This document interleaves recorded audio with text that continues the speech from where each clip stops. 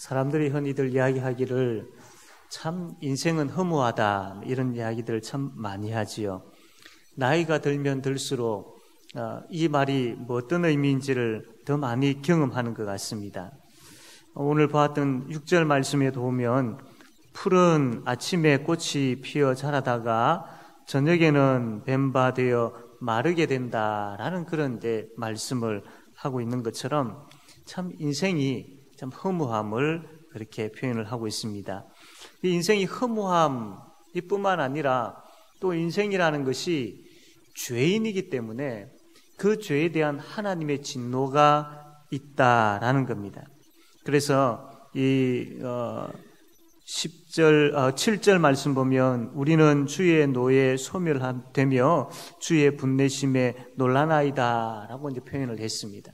이 모세가 지금 하나님께 이야기하고 있는데, 하나님, 우리 인생이라는 것이 정말로 이 풀과 같은 그런 하찮은 아무런 참 의미 없는 듯한 그런 존재들입니다. 그리고 우리가 죄인이기 때문에 하나님 앞에서 참 그 부끄러운 죄로 인하여 살아가고 있는데, 결국 그 죄로 인한 하나님의 진노가 있는 존재들이 바로 우리 인생들입니다 라고 그렇게 표현을 하고 있습니다. 그게 이제 1절부터 11절까지 그렇게 이야기를 합니다.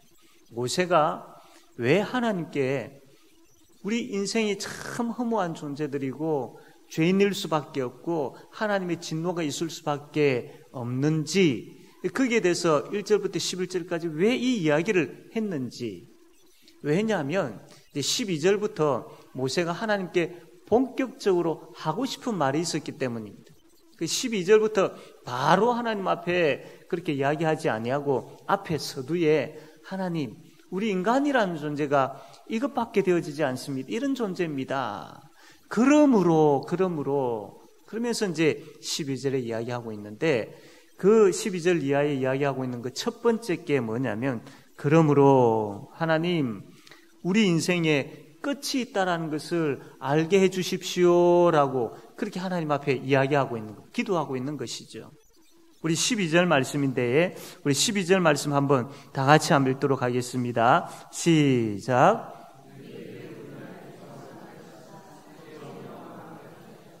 아멘.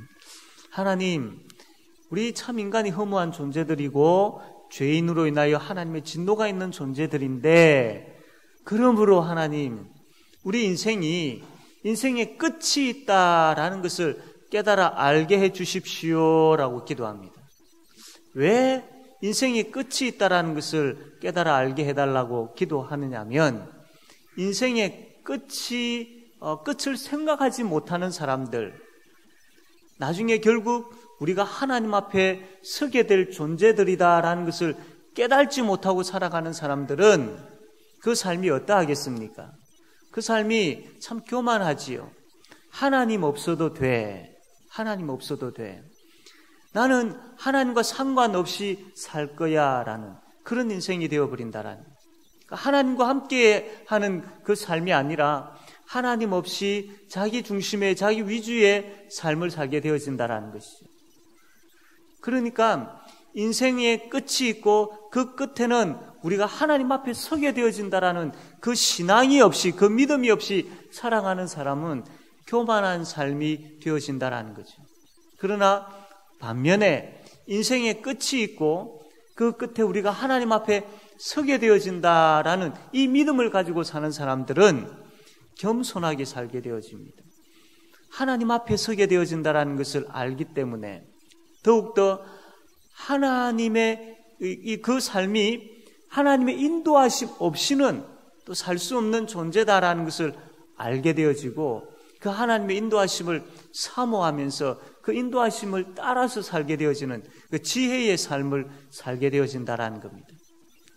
인생의 끝이 있다라는 것, 그래서 그 끝에 하나님 앞에 서게 되어진다라는 것을 아는 사람은 하나님에 대한 두려움뿐만 아니라 그 하나님이 그 인생의 끝에만 계시는 것이 아니라 그 인생의 시작부터 그 인생의 과정 모든 부분들에 있어서 관여하시고 그 나의 인생에 있어서 찾아와 주시고 나와 함께 하시고 나를 이끄시는, 그리고 그 이끄신 이후에 마지막 때에 우리가 그 하나님 앞에 서게 되어진다라는 것이죠.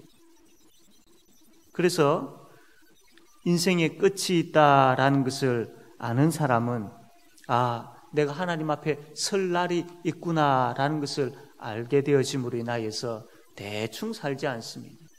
내가 하나님 앞에 설 날이 있구나라는 것을 알게 되어지는 사람은 정말로 하나님 앞에서 진실하게 살게 되어지죠.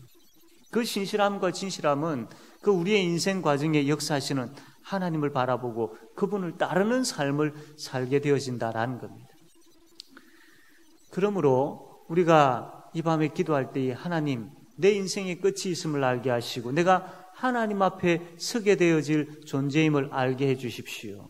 그래서 이 땅을 살아가는 그 삶이 하나님, 믿음의 삶, 믿음의 길 끝까지 신실하게 지키며 살아가는 그 복된 인생 되게 해달라고 기도하는 저와 여러분 되어지기를 바랍니다. 두 번째로 모세가 이렇게 하나님 앞에 참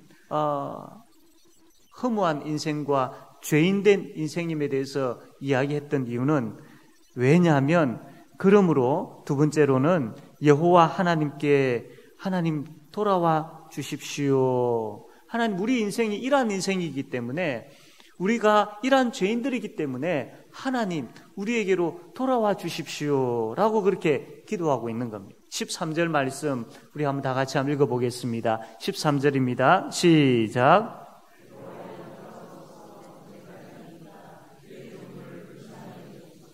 아멘.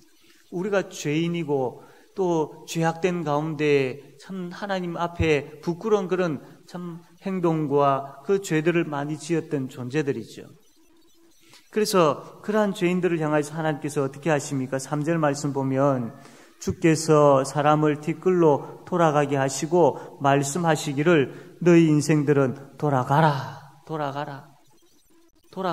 라고 그렇게 말씀하셨습니다. 죄인이니까요. 3절에 너희 인생들은 돌아가라 라고 여호와께서 말씀하셨습니다. 하나님께서 돌아가 버려라 라고 한 인생은 결국은 비참한 지옥 형벌에서 영원히 불탈 수밖에 없죠. 이러한 인생임을 알기 때문에 모세는 여기 13절에 반대로 하나님 돌아와 주십시오 라고 기도하고 있는 거예요.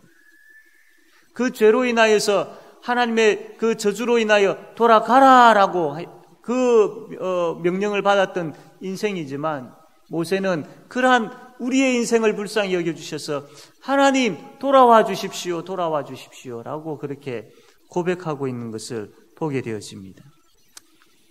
우리가 하나님을 떠나 살아갈 때에 하나님을 떠난 인생이 얼마나 비참한지를 모세는 잘 알고 있었습니다.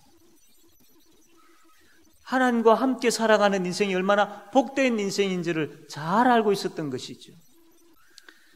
살아가는 가운데에 하나님을 잃어버리고 하나님의 방법이 아닌 그 하나님의 은혜 안에 거하지 아니하고 그것을 무시하고 다른 것을 찾고 다른 길을 걸어갈 때에 그 인생이 얼마나 허무한 인생이고 그 발걸음이 참 얼마나 힘든 발걸음임을 우리가 우리의 인생의 삶을 살아오면서 많이들 경험하지 않았습니까?